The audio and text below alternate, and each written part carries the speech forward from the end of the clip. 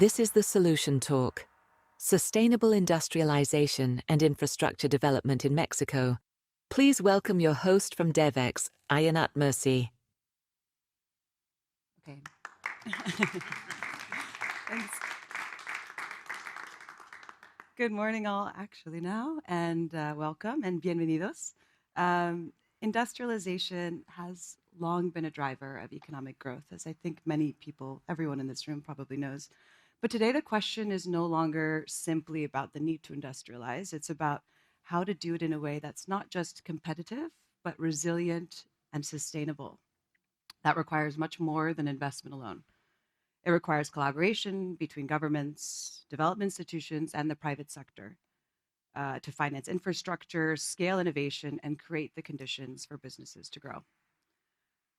Mexico offers a really interesting opportunity to explore what that collaboration can look like. So, over the next 45 minutes, we'll hear from leaders working across development finance, international cooperation, and the private sector about the partnerships, investments, and lessons that can help advance sustainable industrialization. So, I'm very pleased to be joined by a very interesting, illustrious panel here. We have Beheshti of Boreal Light, we're waiting on Ingrid-Gabriela Hoven of GIZ, who will be here momentarily, María Ibáñez of IDB, and Tobias Jung of FIAP. Thank you all for being here. So I wanted to get started with you, Hamed, please. Pleasure. What first convinced you that Mexico was a market worth investing in? And looking back, what has surprised you the most about it in terms of the opportunities and in terms of the challenges of building a business there? Good. From one side, political question. I come to it, but I would answer it this way: why not Mexico? So the question would be, why not Mexico? So, but originally 2024, 2025, I was supposed to be stationed from our own company to be in Miami to set up our North American operation from Miami. Even choosing the children's schools or which German school we have in Miami, we can go there. Trump got to power, everything got to a chaos. We look for another place to be able to have the capacity to also support Latin America, but also North America for us. So Mexico was the best one. Even now, the project that now we are cooking in Canada, we are working from Mexico there. So we look to Mexico, not just, many times people think Mexico is Southern America, but it's actually North America. So from this perspective, political stability and as well as well integration into North America system. There are plenty of trade relationships between Mexico and North America. And we believe in the US itself and in Canada as well. Canada, we think about plenty of water. We just see some Great Lakes or so. But also the same problem of water. You see it all over Canada. Even now, I have requests from Toronto, so from Montreal, for the same systems that we are building for the remotest part of this planet now from Montreal, from Toronto, we receive. And the team Mexico has the full capacity to support the Northern American market. So it's probably for some of the German companies, for some of the European companies, that might be a bit odd thinking about working in North America, but from Mexico. So for us, one of the good blessings of it was just when Trump was in power, so turbulences in the US, we decided be in a more stable place. So from one side, and the second was at the same time has the full capacity to work in North America because of the trade relationships. The same you have it also with the southern part of the continent. So in Southern America, Latin America, let's say, we do have Colombia as a technical hub, so covering the remote parts that we work there, having technical teams in the field, and from the commercial side, from the service side, Mexico is supporting them. So two teams in Latin America now, one in Mexico, one in Colombia. Together, they are doing a good job. So I would just rephrase it from the political stability, a good relationship with the North, good relationship with the South. So these three for sure made it an absolute place to be. What surprised me, in fact, was that well integration to the North. So when we started, we were still looking to the south of Mexico, southern part of Latin America, so the southern borders. But the more we integrated that, we could see that it's perfectly related to the northern part. So the companies that now we are delivering them solar water desalination systems, are 100% opposite than the type of companies that we are dealing in many other countries. We are working with the biggest pig farm of Mexico, the biggest exporter of meat to the US, the biggest exporter of chicken to the US. So you see, the levels are different. So that brings for sure easier money. That brings also at the same time higher level of technical capacity of the people that we are dealing with. I can rephrase all my words to this two parts. Mm, very interesting in terms, especially of the scale and the North American integration. Um, Anna Maria, I wanted to turn to you next. We know that industrialization depends much more on just than just building factories. It requires reliable infrastructure, energy, and of course, financing. So, where do you see the biggest gaps in that today, and how is the IDB helping companies bridge those gaps? Thank you, Ayenat. And thanks, Orlando, for the invitation. I'm really pleased to be here with all of you. Let me go a step back to talk why this is important for Mexico and why this is important for the region. In 2026, the region is going to grow about 2.1% of GDP. And when you look at the last decades, our growth has been 1.8% of GDP, which has not been enough. It has not been sufficient. And for sure, it's not the potential that the region has for growth. So when we talk about industrialization and infrastructure, it is about productivity. And we do believe that investing in sustainable infrastructure and boosting productivity is very important for economic growth. Let's take the example of Mexico. When you look at Mexico and when you take a deep view of Mexico, what we can find is that the growth in Mexico has been driven by capital investment, by schooling, and by labor. This has added every year 2.5 percentage points. However, productivity is lagging significantly. Compared to the US, it has decreased in relative terms by 60% related to 1960. So, when we are talking about infrastructure and when we are talking about the ecosystem for innovation and for firms, this is crucial.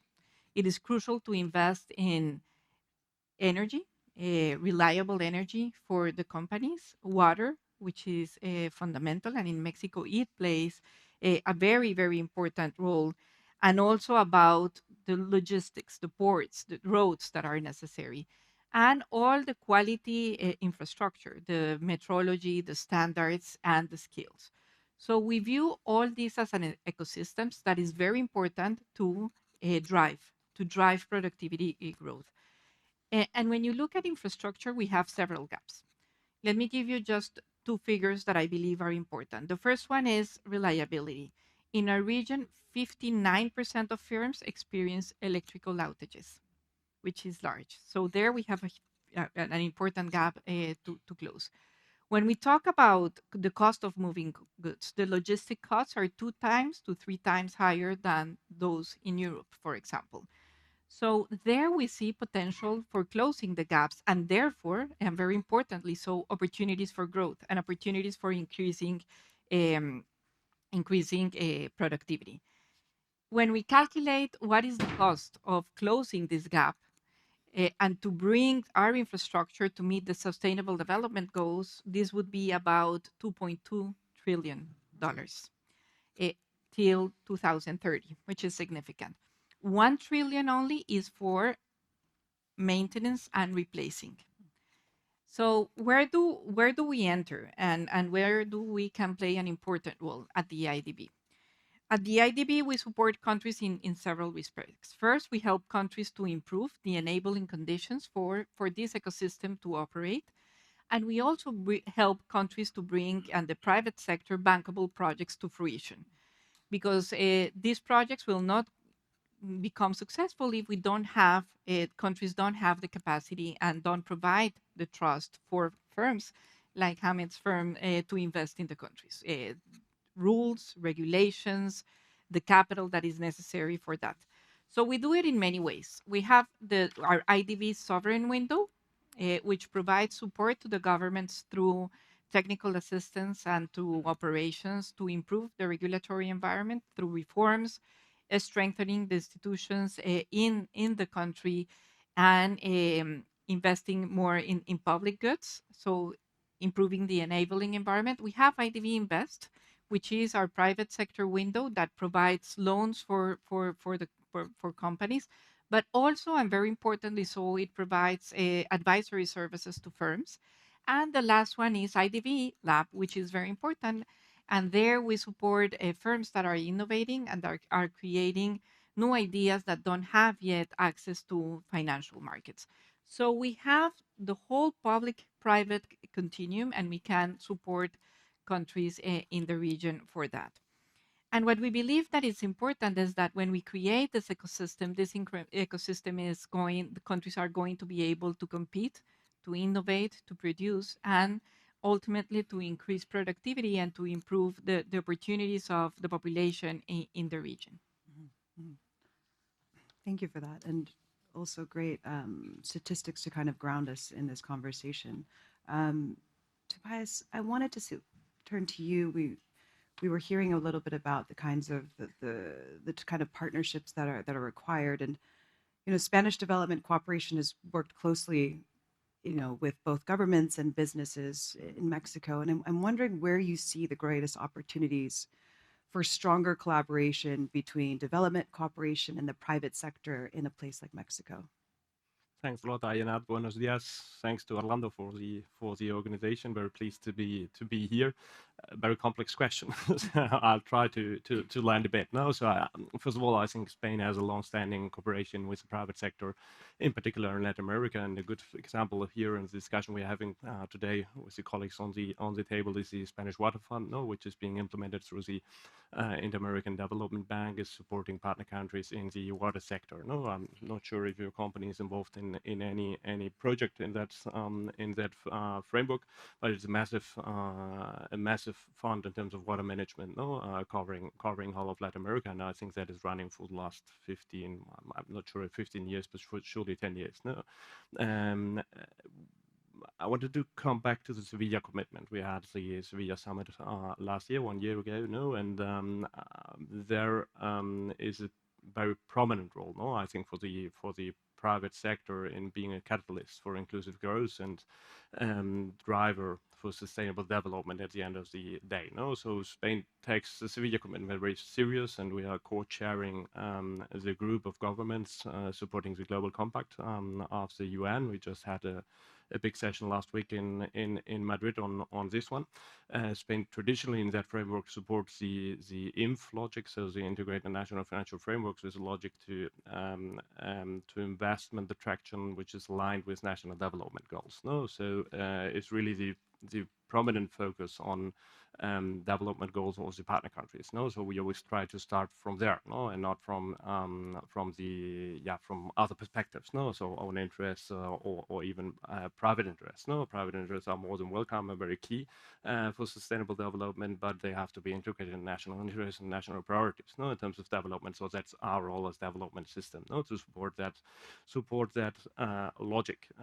Sevilla also talks about the enabling environment. No, that Ana María referred to, and that's where we enter as FIAP. FIAP is an implementing agency of the Spanish administration, supporting, promoting, and managing the participation of public administrations in international cooperation projects and driving those towards development goals. So we have a very specific niche role, no, in terms of mobilizing public sector expertise, which we believe is very key for all this discussion about the enabling environment for private companies. No, the private companies we talk to are asking for this, no, for the enabling environment, for the security, for the conditions which enable facilitate investment. No, that's what we are trying to cover also in the framework of EU-funded projects with Global Gateway, with this 360-degree approach of Global Gateway. Responding to this demand from the private sector to really condition the enabling environment for sustainable investment. No? That's. Mm-hmm. Thank you. And welcome, Ingrid-Gabriela. I hope I'm not putting you too much on the spot by asking you to jump in already. But it was actually a perfect moment for you to come in because we were talking about public-private partnerships and their role in industrialization that Tobias was just walking us through. And we know that they're becoming, of course, increasingly essential to industrialization. So can you tell us about what kind of a role an organization like GIZ can play in bringing in more private sector investment into sustainable industrial infrastructure projects in Latin America? Yeah, thank you so much. And I do apologize that I'm a bit late, but this was actually due bilateral and we are all running late a bit. I think one has to recognize that when we look into the numbers, what kind of magnitude this transformation will have to take really to achieve the SDGs. Secondly, how much financing is needed. It becomes quite obvious that this can't be done by the public sector alone and no by domestic financing. It has to be a package where hands go hand in hand. Domestic financing has to be mobilized, which means we have to bring commercial banks into play, national development banks. We have to use public funding in a smart way, really to leverage private sector mobilization. So this is the second part. And then thirdly, of course, when you look into the quality of the transformation that we have to achieve, if we speak about an industrialization effort that would be at the same time friendly to the planet and friendly to people. So it means job creation is quite essential for many economies in the so-called North and in the so-called South. I think we really share a big challenge in this respect.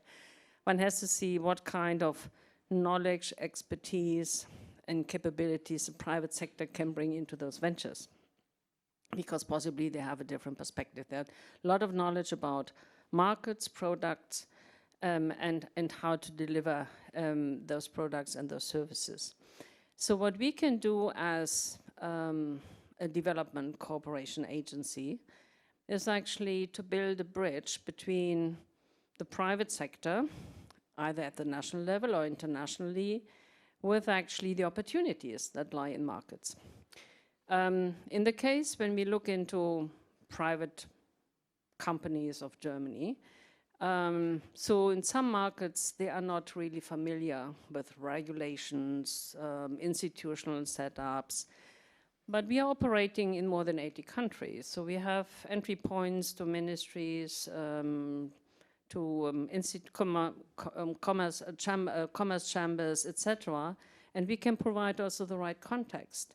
So the trust that has been gained through development cooperation can be very useful as a bridge for those that are not so familiar with those countries and markets.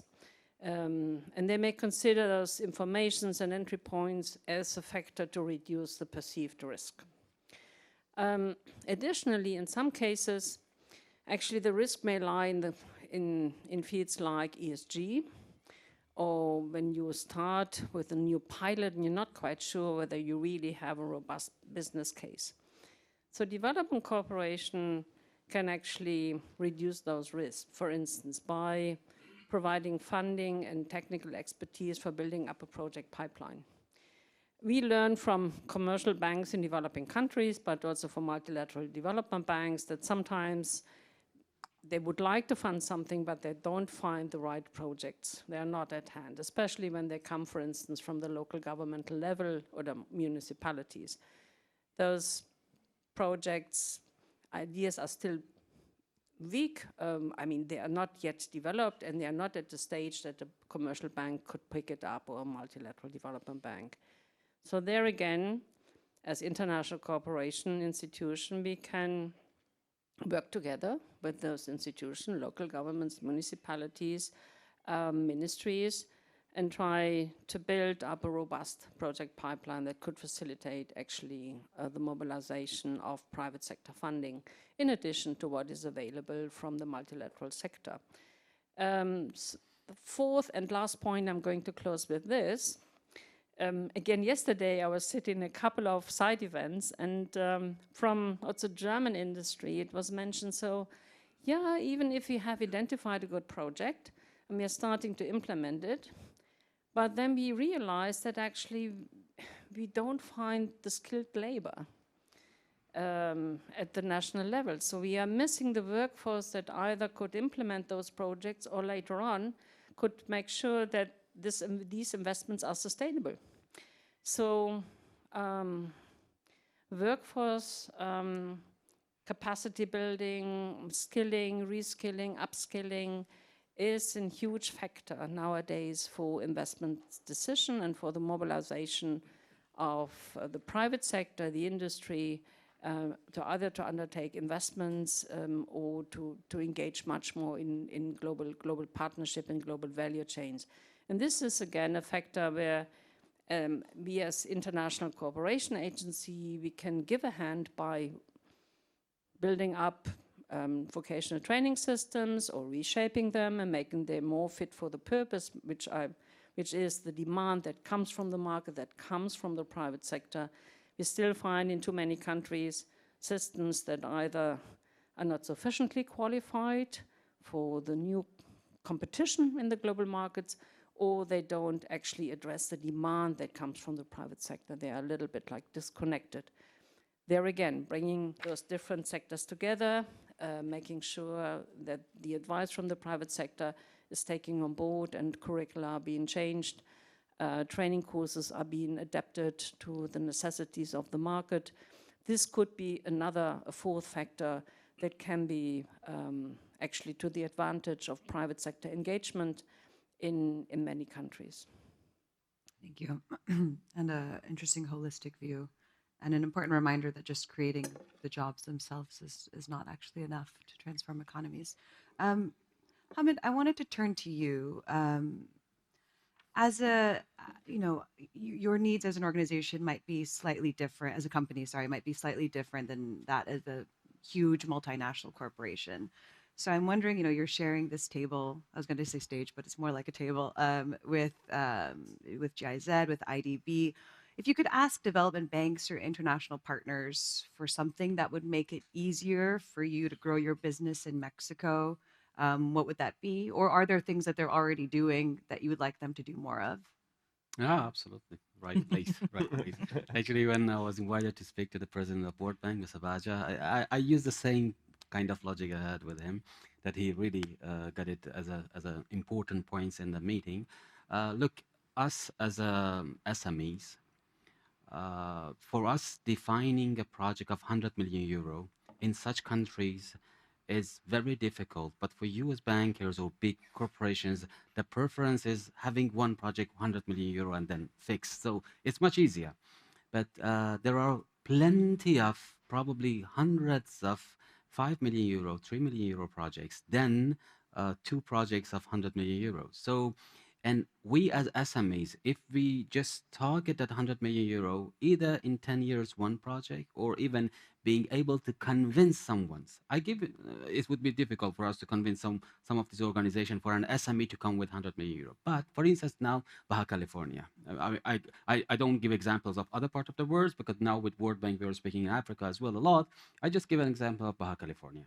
So Baja California, now we are engaged into two projects of BOOs, build, own and operate, of solar water desalination system, just selling water to the governments of Baja California.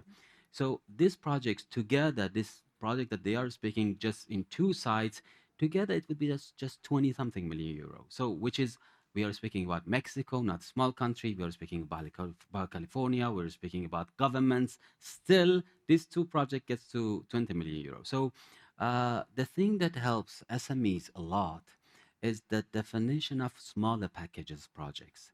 It was very interesting after I met Mr. Baja from World Bank, president of World Bank in Berlin. It was 2 years ago, 3 years ago. Then now I see that water is the first priority of World Bank, and they accepted that instead of we go for, because IFC was saying that if you want to go to Mexico, if you want to go to, even we had Ecuador in Galapagos. So Galapagos still is the one that I got the confirmation of World Bank for it. So we make Galapagos the first island state with 100% solar powered water sector. But the challenge was the entire Galapagos as an island needs something like 10 million euro to be 100% running on solar water desalination system. So what we could agree with IFC was, instead of going for big basket of 100 million euro, give us the opportunity of having a cluster project, regional clusters. These regional clusters helps a lot. So regional cluster, first of all, falls into one office. So for instance, IFC or whatever banks, whatever finance organizations, whatever corporations, you have Latin America session, you have Africa session, you have whatever, divisions. And then you are not changing divisions to divisions. I'm not putting in the cluster of Latin America anything from Africa, anything from anywhere else in the world. But if the BOO of Latin America is there, then either I have Galapagos or I have Baja California, I have Costa Rica, I have Nicaragua, doesn't matter. It's recognized as one cluster, and the investment of IFC confirming 49% shareholder in the SPV we create for the BOOs, then it's met. So we said, we don't care where you put this project. There are some red countries or black countries, you cannot go to those because of the whatever sanctions or so. If it's not within that list, you go in that region, falls into that division of us, then you are free defining project up to 100 million euro. You define 10 project, 15 project. That's your case. IFC would be 49%. This is one. Second, I believe that's a big role into anything of this scale. I'm not giving example of small projects, a village project, I don't know, community project. I'm speaking now in this conference of a larger projects with a huge impacts that otherwise let me give, although we are speaking about Mexico, but I can give a very interesting example of Galapagos. Galapagos, you want to enter the Galapagos, you need to wash and disinfect the bottom of your shoes because of conservation or so. Still, every single day, 20,000 liters of diesel is burnt for the desalination and electricity of Santa Cruz as the biggest islands there. And how many of these ships sunk every year into the same coast that is heavily protected? So when we are dealing with such places, when we are dealing with such cases, then the level of the security you need for the project is very key. Especially we are speaking about water, and water is an infrastructures. And when you deal with governments, when you deal, in this project, it's not just one small clients you have there. You are dealing with the government. World Banks, IFC, any other big organizations, they want the signature of Minister of Water, Minister of Finance, or so. And then in case of anything, for instance, Galapagos or any other of these places are semi-autonomous regions. Even in Baja California is a very strong part of Mexico. Regional governments are not accepted, so it should be the main federal government, let's say, in the capital, the one who accepting receiving such large projects of the investment. The role of the guarantee, the role of the guarantees that are coming with the investment is making also a big role. Not every of the countries we are speaking, not every, actually Mexico is in a very good position. It's a very good position compared to many others. But again, security fluctuations that happen sometimes, an eruption of some gangs, always it reflects into the figures that we receive from the guarantees. For us, it made a lot of sense to work with the guarantee system of the World Bank, IFC, MIGA itself. MIGA was a big player for us that they are politically connected, they could politically solve problems. But this is the second part I wanted to highlight, that when we are speaking about anything of large-scale water problems, large-scale water solutions coming into investments, now for us in Baja California in two cities or any other parts of Mexico as well, now Tuxpan is another big part of Mexico that investment into agricultural problems, agricultural water cases is very, very top. The biggest of these farms, chicken farm, pig farms, are all in Tuxpan.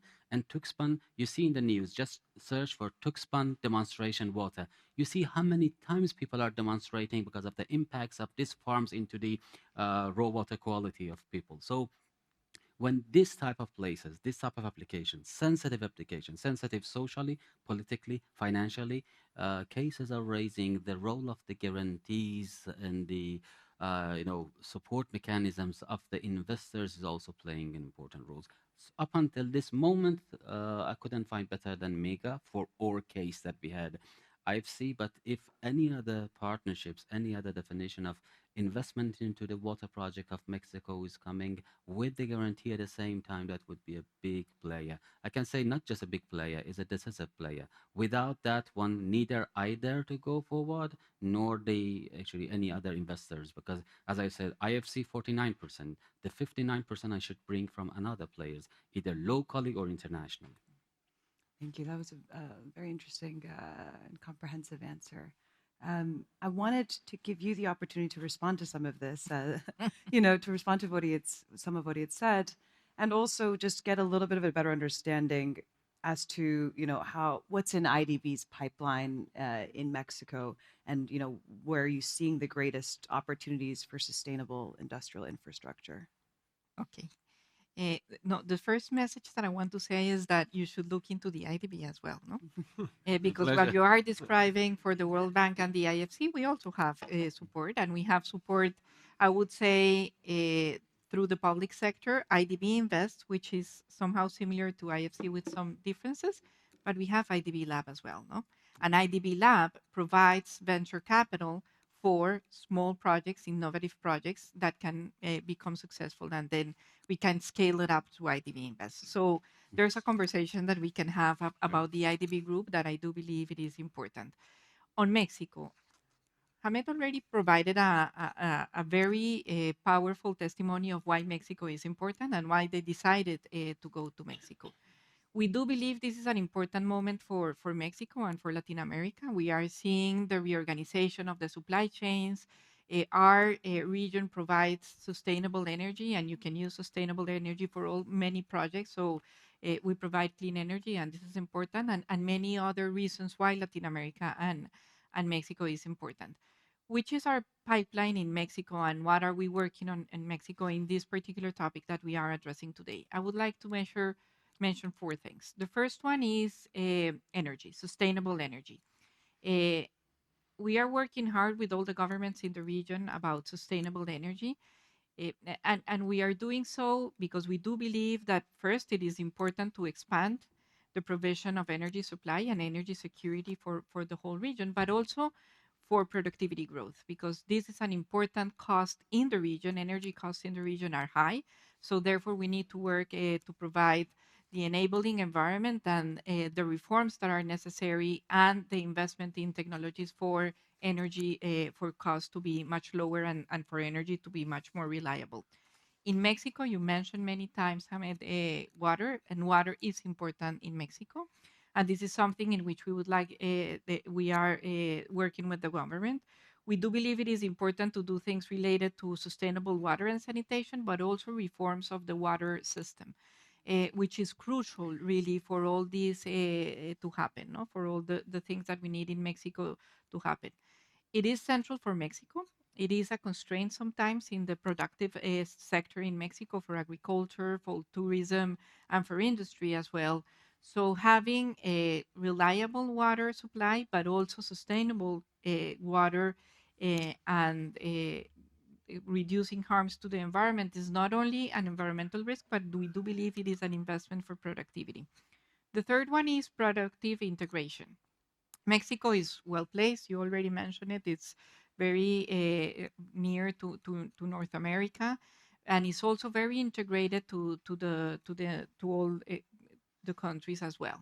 And it provides good infrastructure. But we do believe we can support Mexico to improve that with things that are more invisible, but that are hugely important, and that I mentioned in my first answer, with quality standards, with metrology, with certification. And the second one is something that Ingrid already mentioned, which is skills.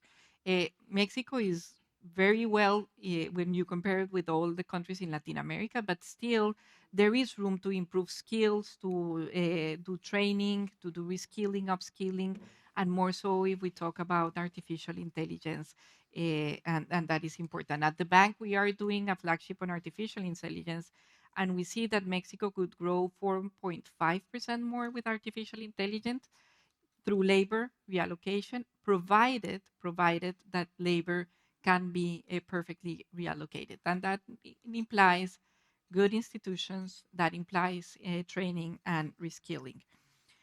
The fourth one is financing SMEs. And Mexico there, and this is important, has an important gap. Domestic credit to the private sector is only about 33% of the GDP in Mexico. In Brazil, this figure is 72%. In Chile, is 110%. So there is a lot of room for improvement. And us, again, as the IDB group, we can provide support. We can provide support in a similar vein to what I was already describing. us, I am in the public sector side, in the sovereign window. We can support the government in doing and creating the institutions, strengthening the institutions and the reforms that are required for expanding access to finance to SMEs.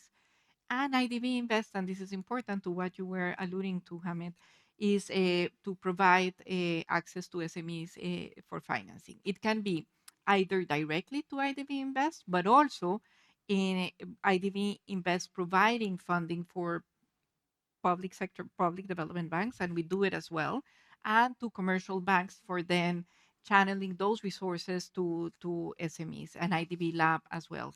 So there we can provide an important service.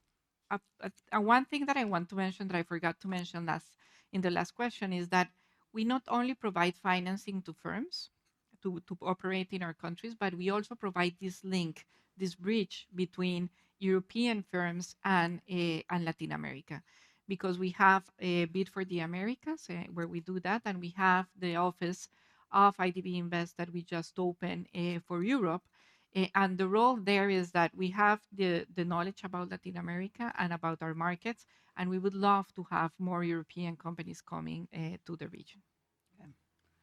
And perfect segue to talking about the integration of European companies. I know Germany has identified Mexico as a priority partner for strengthening collaboration between development cooperation and the private sector. And can you tell me, Ingrid, what that actually looks like in practice? What does that mean? Yeah, I think, well, as has already been described, Mexico is a very important partner. And we thought, is there a chance that actually by working together, so what normally is private sector promotion, export promotion with the development cooperation system, whether we could actually forge partnerships and cooperation packages that would really be of very advantageous for both sides. I mean, for Mexico, for the economy of Mexico, but at the same time, also very beneficial for the German side when it comes to the promotion of global commons, also the promotion of closer economic ties between the German, European private sector and the Mexican economy. And one has to recognize that actually we have a long-standing international cooperation with Mexico that dates back many decades. We have worked in the sectors that have just been described: energy, water resilience, etc. But additionally, also we have in Mexico itself, we have a relatively strong presence already of German investments. So there are very good underlying conditions. So how could this work, for instance? I think it has to be clear, it has to be a win-win situation. But so imagine you would work on a sector like water resilience, circular economy. And the Mexican side would describe what kind of needs they have, for instance, in the small and medium-sized sector to really to gain competitiveness by introducing more efficient technologies. And there might be actually, if they work together with German private firms that could offer those technologies, they could actually gain better access in the market, the Mexican firms. And for German enterprises, that could be a good investment opportunity. And additionally, if we bring in guarantees instruments that would actually reduce the cost of these joint ventures, this is beneficial for both sides. So what we are exploring right now is how can we somehow bring together normal development cooperation instruments together with other instruments that are at the disposal of private companies in Germany, really to have an upscale of activities, of investments, of relationships. I think we have in a time where we have to strengthen those networks, and there are many more opportunities. What can we do as a development cooperation agency in this respect? So first, for instance, we are working closely together with the respective Chamber of Commerce in Mexico. So we know what they would like to see as an investment. They know what kind of qualifications they have, what kind of enterprise networks we can actually perhaps access. And we would bring them together with also German institutions, build again a bridge so that they know from each other and learn from each other and figure out where are these new partnerships that could actually build up, invest into a robust business case. A little bit similar what also IDB is doing. I think we have realized that by really strengthening those very difficult times, the economic backbone of each and every country, the job creation machinery, which is the private sector, is absolutely beneficial. It's a win-win. I mean, for Europe, for Germany, but for the country of investment, which means in this case Mexico, is absolutely beneficial. And these type of models, identifying those sectors, subsectors that are advantageous for both sides, and then trying to match the different instruments that are at our disposal and make it really a win-win situation for people and the economy.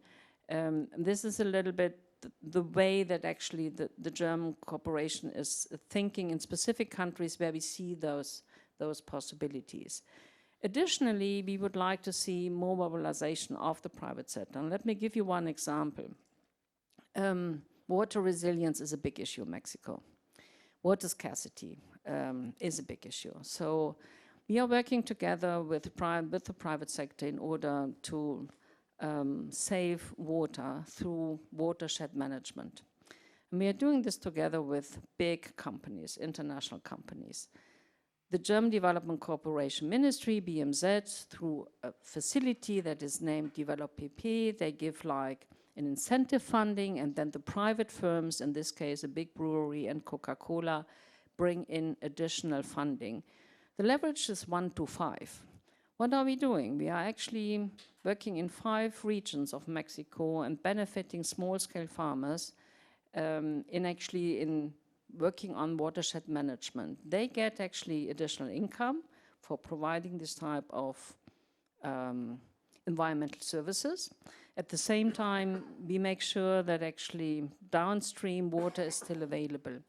There again, these are models, I think, where we can, as international corporation, bring in additional private sector funding.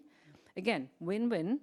I mean, those companies have an interest that they still have access to water, even if water becomes more scarce. So we are facing more severe droughts due to the climate crisis.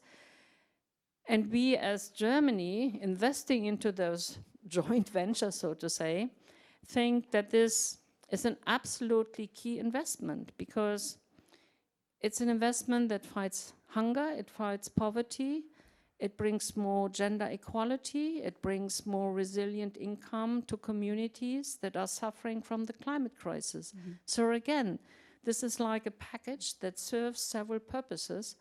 And at the end, I think, and is replicable. Yesterday, we signed an MOU with one of those companies to replicate those models in Africa and in other countries in Central Asia. And I think we have to bring those pilots to scale, mobilize the private sector. And I think we have sufficient business cases at hand.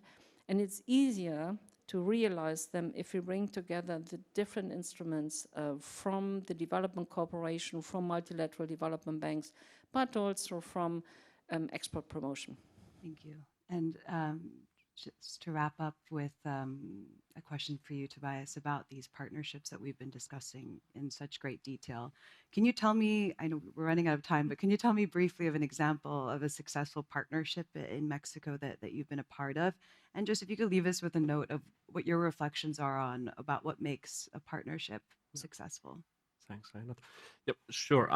First of all, I think we have a very substantial partnership between the Mexican administrations and Spanish administrations. No, there's massive peer-to-peer cooperation in core governance sectors. No, so we are working on security sector reform. We are working on the criminal chain, ports management, which is a very key element, also related to trade, obviously, and the relationship to private sector. No, if ensuring, contributing to facilitating and ensuring better security in the ports management that is very key, obviously, in terms of sustainable development. But that's more the governance related. No, it's working on drugs policies together with GIZ, for example, in the framework of the EU LAC mechanism on drugs, generally on climate change, on the federal states fiscal model focused on social cohesion, so very core elements, no, on the fiscal space itself and so on. No, but coming back to the discussion here, no, the relationship with the private sector, bilateral, we were working on decent work agenda, so with issues like labor inspections in the automobile sector, formalizing employment in the construction sectors. So this is kind of expertise that we need to mobilize also from other types of administrations which we're not so used to. So this is a challenge also in terms of partnership more related to private sector, where all the development systems are going in that direction. So we need other types of expertise from the public sector, not so much from the core elements of the state, but really from a more local or decentralized or agency level of the public sector in Spain. So that is definitely a challenge we are facing in this framework. We're working, for example, on circular economy parks in Mexico, building up circular economy parks. So, but a concrete example on the partnership. No, with together with Acciona, for instance, was a project to be run with Deutsche Bahn, but they quit the Mexican market at that stage in terms of advisory. So we're working with the Spanish Acciona, which is a big company, a construction company, in Querétaro on the railway system. So Querétaro is a big crossing point of the new railway infrastructure in Mexico, and there we are developing territorial development plans in terms of urban integration, which should serve as a blueprint, no, for the other cities, let's say, affected by the new railway infrastructure. No? I think that is a very good example of what development cooperation can do in terms of enabling environment. No, so not only focusing on the investment itself, which is key and core basic element, no, for development to make it sustainable and to ensure a better impact for people affected by this infrastructure. No, that is why we see an added value of the cooperation, no, and also specifically of the peer-to-peer cooperation between administrations, no, to ensure that this is well planned and well integrated in the social goals of the governments, no, at the end of the day. Okay, thank you, and to my panelists, and thank you to the audience as well. Unfortunately, that's all we have time for, but it's been a really enriching discussion, and hope that has left everyone with a lot of food for thought. Thank you. Thank you.